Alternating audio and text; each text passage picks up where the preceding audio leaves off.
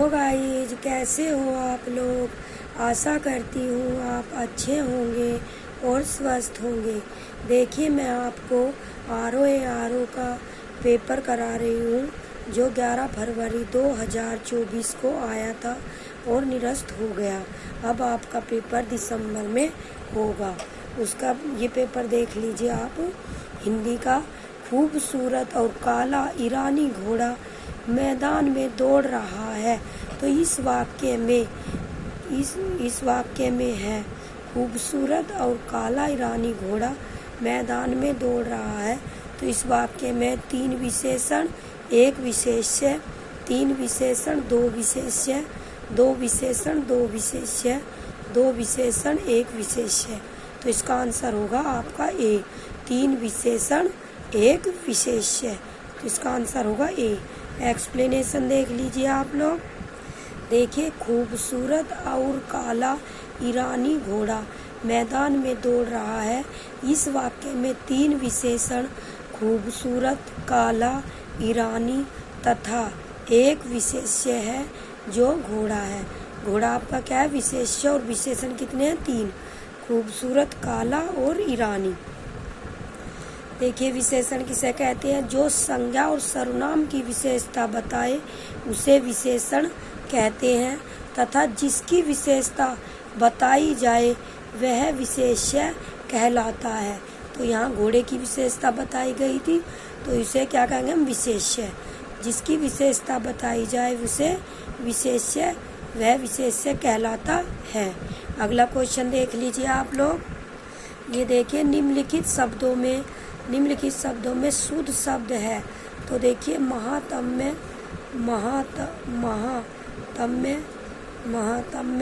महात्म्य। तो इसका आंसर होगा बी, महात्म्य। तो इसका आंसर होगा बी। एक्सप्लेनेशन देख लीजिए आप लोग। देखिए महात्म्य शुद्ध वर्तनी वाला शब्द है, अन्य शब्द अशुद्ध हैं। अगला क्वेश्चन देख लीजिए आप लोग। देखिए मिश्न का विलोम शब्द है। तो मिश्न का विलोम शब्द है रुक्ष। क्या होगा? रुक्ष।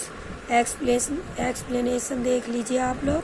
देखिए मिश्न का विलोम शब्द रुक्ष है, मलिन का विलोम शब्द निर्मल है और स्निग्ध का अस्निग्ध विलोम शब्द होगा। अगला क्वेश्चन देख लीजिए आप लोग। देखिए अशुद्ध विलोम युग्म का चयन कीजिए। अशुद्ध विलोम युग्म का चयन कीजिए। ऐश्वर्य, अनैश्वर्य, रजु, वक्र, कर्कश, मधुर, ऐहिक, लौकिक। तो ये अशुद्ध विलोम शब्द पूछ रखा। तो इसका ऐश्वर्य का अनैश्वर्य हो जाएगा, रजु का वक्र हो जाएगा और कर्कश का मधुर हो जाएगा। लेकिन ये गलत होगा आपका डी। एक बार व्याख्या देख लीजिए इसकी।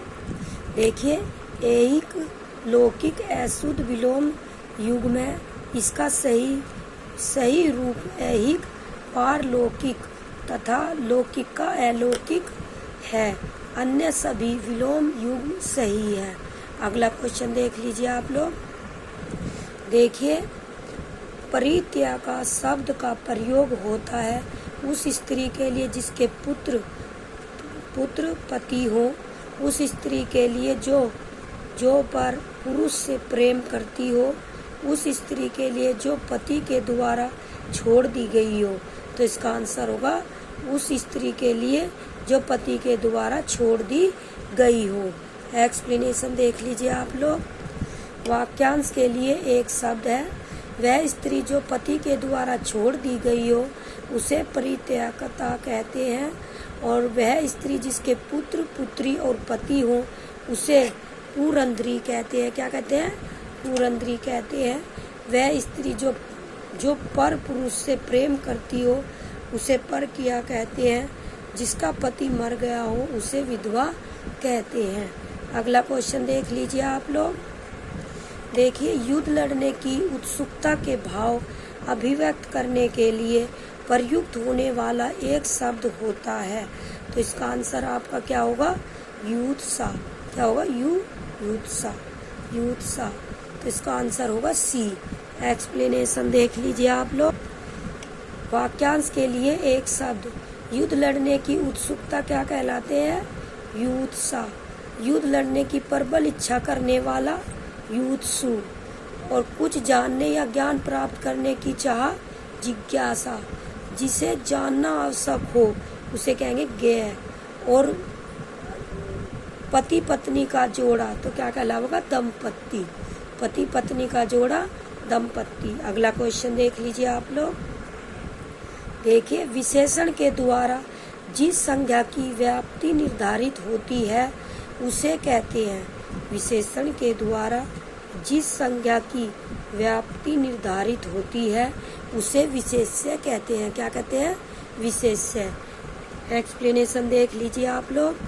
देखिए, विशेषण के द्वारा जिस संज्ञा की व्याप्ति निर्धारित होती है उसे विशेष्य कहते हैं। विशेषण जो संज्ञा या सर्वनाम की विशेषता बताए विशेषण कहलाता है। अव्यय को देखिए, अव्यय किसे कहते हैं? जिन शब्दों के रूप में लिंग, वचन, कारक आदि के कारण कोई परिवर्तन या विकार न हो उन्हें अव्यय कहते हैं। अव्यय कहते हैं। जिन शब्दों के रूप में लिंग, वचन, कारक आदि के कारण कोई परिवर्तन या विकार न हो उन्हें अव्यय कहते हैं। अब देखिए, क्रिया विशेषण किसे कहते हैं? जिस अव्यय से क्रिया विशेषण या अन्य क्रिया विशेषण की विशेषता प्रकट हो उसे क्रिया विशेषण अव्यय कहते हैं। अगला क्वेश्चन देख लीजिए आप लोग। देखिए, हरित की का तद्भव शब्द है तो हरित की का तद्भव शब्द हरड़ है। क्या है? हरड़ है। एक्सप्लेनेशन देख लीजिए आप लोग। देखिए, हरड़ को तद्भव को हरड़ तद्भव और तत्सम। तद्भव में हरड़ क्या है? तद्भव हरित की। हरा हरित, हार हार, हल्दी हरिद्रा, हीरा हीरक। ठीक है, एक बार और देखिए, तद्भव और तत्सम। हरड़ को क्या कहेंगे? तत्सम में हरित की। हरा को क्या कहेंगे? हरित। और हार को हार ही कहेंगे, हल्दी को हरिद्रा और हीरा को हीरक। अगला क्वेश्चन देख लीजिए आप लोग। देखिए, अहि का पर्यायवाची क्या होगा? तो अहि का पर्यायवाची सर्प होगा। क्या होगा? सर्प होगा। एक्सप्लेनेशन देख लीजिए आप लोग। देखिए, सर्प को हम क्या क्या कहें? अहि, सर्प, भुजंग, व्याल, उरग, नाग, पनग, विषधर आदि सभी सांप के पर्यायवाची शब्द हैं। अन्य पर्यायवाची शब्द हैं कान, कर्ण, स्वर्ण, श्रुति, श्रुतिपट। कान के हैं और मुंह के देखिए, मुख, शक्ल, चेहरा, मुखड़ा, सूरत आदि। पृथ्वी के पर्यायवाची हैं ईला, भू, भूमि, अचला, वसुधा, वसुंधरा, मेदिनी, हवनी, जगती आदि। अगला क्वेश्चन देख लीजिए आप लोग। देखिए, प्रशंसा का पर्यायवाची शब्द क्या है? तो प्रशंसा का पर्यायवाची शब्द शलाघा है। क्या है? शलाघा। एक्सप्लेनेशन देख लीजिए आप लोग। देखिए, प्रशंसा के पर्यायवाची शब्द है शलाघा, सराहना, बड़ाई, तारीफ, गुणगान आदि। चोर के पर्यायवाची है कुंभी, तस्कर, मोसक, दस्यु, रजनीचर, साहसिक, खनक आदि। अग्नि के पर्यायवाची है कृषाणु, आग, पावक, अनल, वहीन, हुतासन आदि। क्रोध के पर्यायवाची है आम्रस, कोप, रोष, गुस्सा, आक्रोश आदि। अगला क्वेश्चन देख लीजिए आप लोग। देखिए, मूक का विलोम शब्द है। मूक का विलोम शब्द है मूक माने गूंगा, वाचाल मीन्स बोलना। तो इसका आंसर होगा डी, वाचाल। एक्सप्लेनेशन देख लीजिए आप लोग। विलोम शब्द इस प्रकार है, शब्द और विलोम। मूक का क्या होगा? वाचाल। मृदुभाषी का होगा कटुभाषी। बधिर का सुनना और एकत्र का विकर्ण, उन्मूलन का रोपण।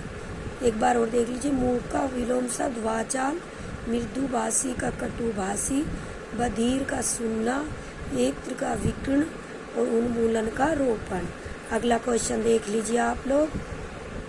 देखिए निम्नलिखित वाक्यों में एक वाक्य अशुद्ध है, उसे पहचानिए। देखिए सब्जी महंगी है, तो इसमें उपरोक्त पंक्ति, उपरोक्त ये गलत है, इसमें उपरोक्त ऐसे ही लिखा रहता और दूसरे लिखा रहता। आगे बताऊंगी। पंक्ति अच्छी नहीं है, ये भी गलत और ये भी गलत।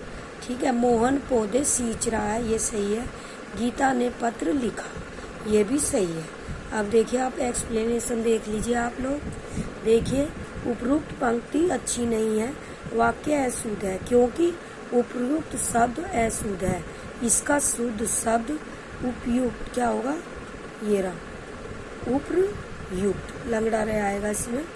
ठीक है, उसमें लंगड़ा रह तो नहीं है, इसमें रह आएगा, आधा रह होता है।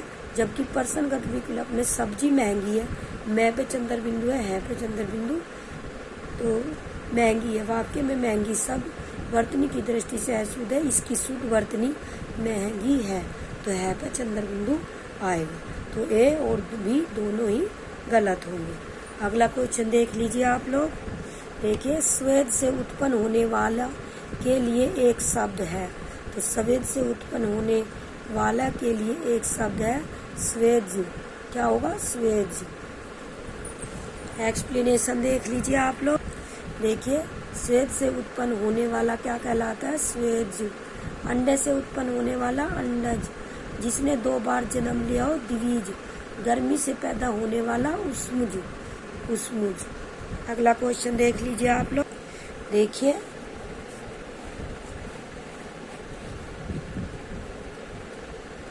देखिए जो युद्ध में स्थिर रहता है के लिए उपयुक्त होने वाला एक शब्द है। जो युद्ध में स्थिर रहता है के लिए प्रयुक्त होने वाला शब्द है युधिष्ठिर। क्या है, युधिष्ठिर। एक्सप्लेनेशन देख लीजिए आप लोग। देखिए जो युद्ध में स्थिर रहता है के लिए उपयुक्त होने वाला एक शब्द युधिष्ठिर है, अन्य शब्द अशुद्ध है। अगला क्वेश्चन देख लीजिए आप लोग। देखिए दृश्य मनोरम था, इस वाक्य में प्रयुक्त विशेषण है, तो भाववाचक विशेषण, गुणवाचक विशेषण, संख्यावाचक विशेषण, निर्देशात्मक विशेषण। दृश्य मनोरम था इस वाक्य में प्रयुक्त विशेषण है, तो इसका आंसर होगा गुणवाचक विशेषण। एक्सप्लेनेशन देख लीजिए आप लोग। देखिए दृश्य मनोरम था इस वाक्य में गुणवाचक विशेषण प्रयुक्त है। यहाँ मनोरम गुणवाचक विशेषण शब्द है। गुणवाचक विशेषण किसे कहते हैं, जिस शब्द से संज्ञा का गुण, दशा, स्वभाव आदि लक्षित हो, उसे गुणवाचक विशेषण कहते हैं। तो गुणवाचक विशेषण किसे कहते हैं, जिस शब्द से संज्ञा का गुण, दशा, स्वभाव आदि लक्षित हो, उसे गुणवाचक विशेषण कहते हैं। अगला क्वेश्चन देख लीजिए आप लोग। देखिए औरस का विलोम शब्द है, तो औरस का विलोम शब्द है दत्तक। क्या होगा, दत्तक। एक्सप्लेनेशन देख लीजिए आप लोग। देखिए औरस का विलोम शब्द दत्तक होता है, जबकि जारज का विलोम शब्द औरस होता है। जारज का विलोम शब्द क्या होता है, औरस होता है। अगला क्वेश्चन देख लीजिए आप लोग। देखिए कामदेव का पर्यायवाची है, तो कामदेव का पर्यायवाची है पुष्प धनवा। क्या है, पुष्प धनवा। एक्सप्लेनेशन देख लीजिए आप लोग। देखिए कामदेव के पर्यायवाची है पुष्प धनवा, मनमत, मदन, काम, कंद्रक, मनोज, अनग आदि।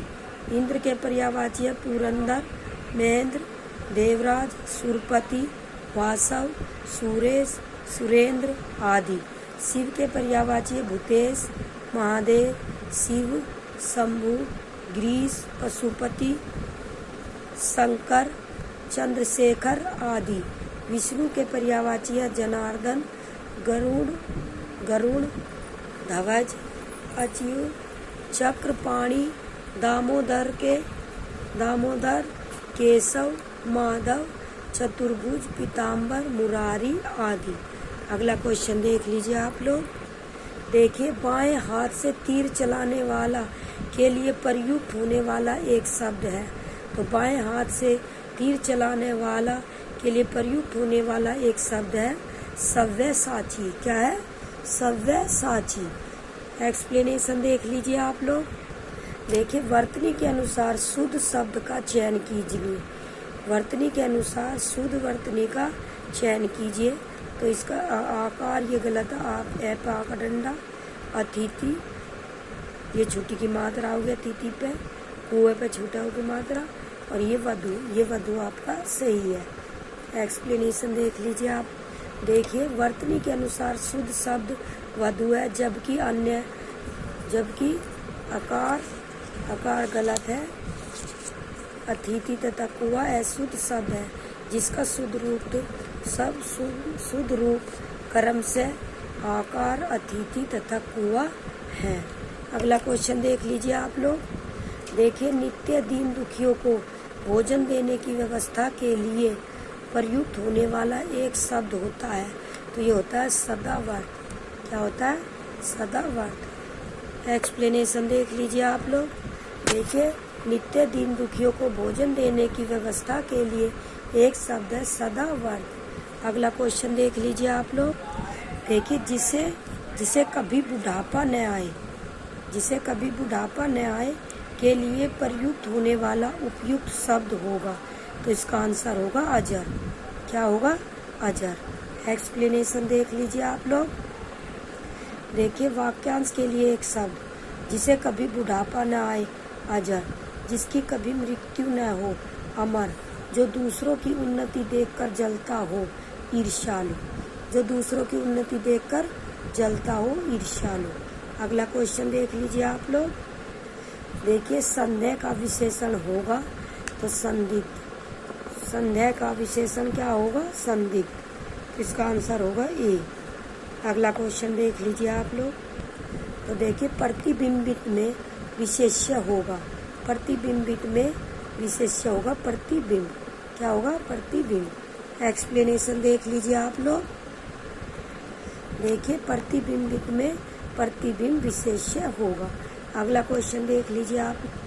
नीचे दिए गए विकल्पों में तत्सम शब्द चुनिए, तो इसमें तत्सम शब्द होगा आपका सकल। क्या होगा? सकल। एक्सप्लेनेशन देख लीजिए आप लोग।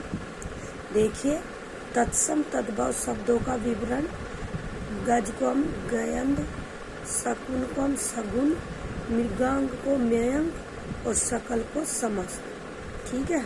अगला क्वेश्चन देख लीजिए आप लोग।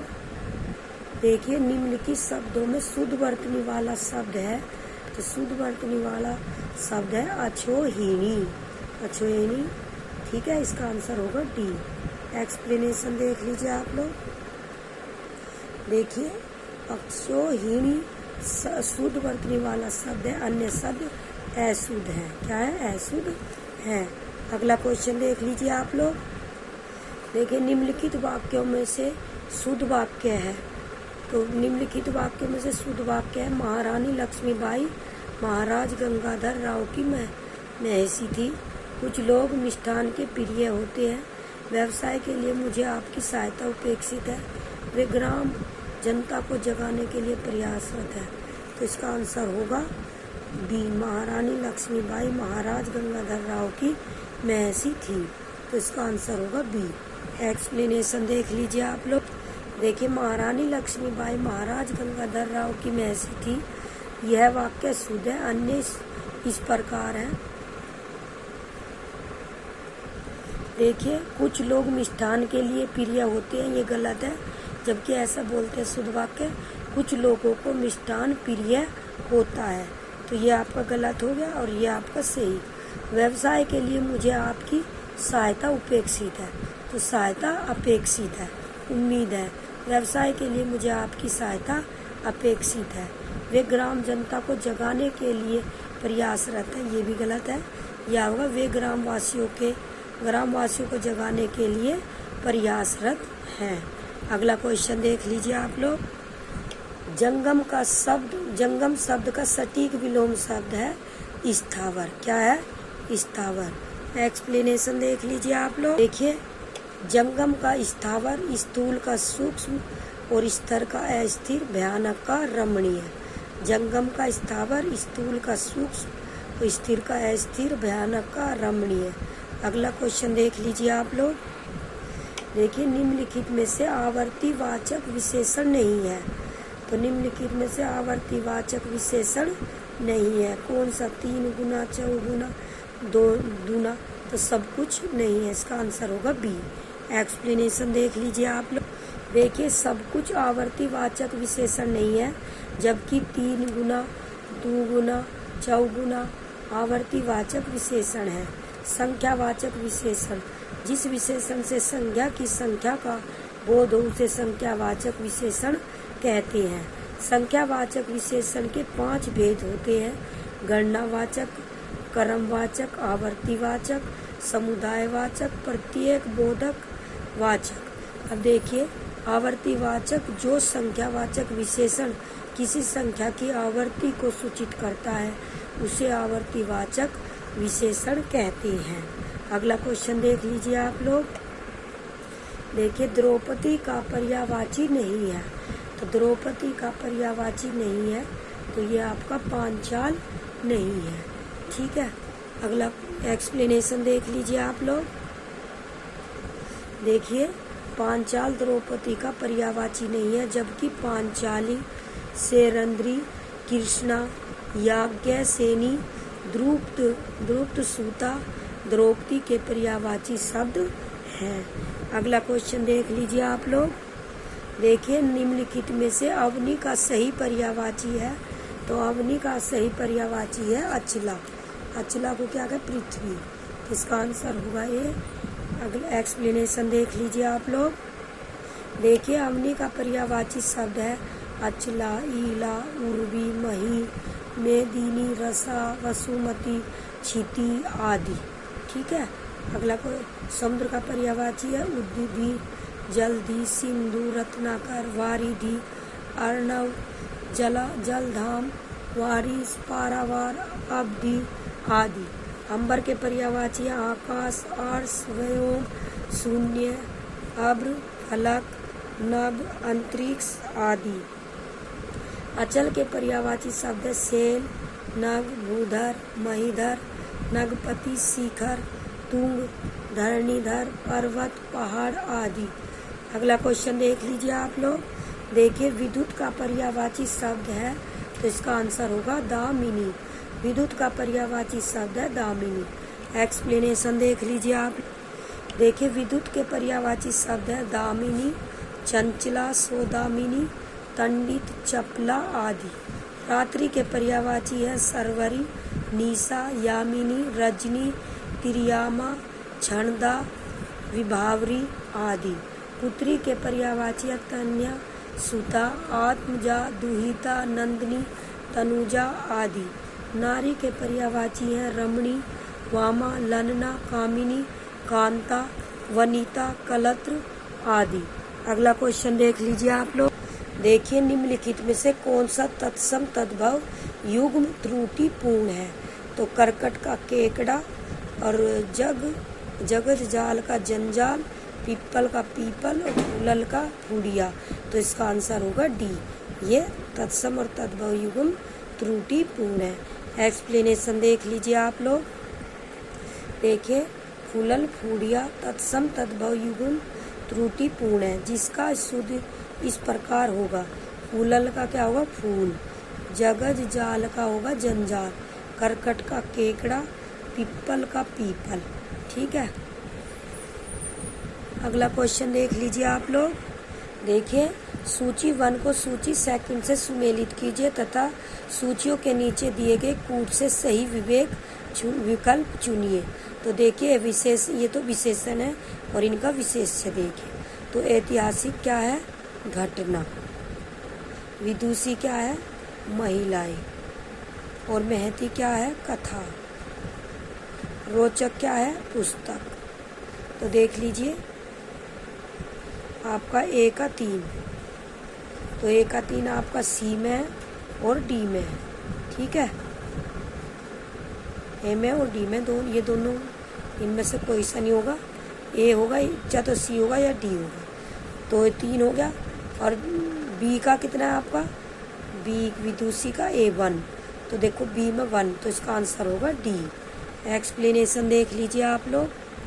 देखिए, ऐतिहासिक का घटना, विदुषी का महिलाएं, महती का कथा और रोचक का पुस्तक। अगला क्वेश्चन देख लीजिए आप।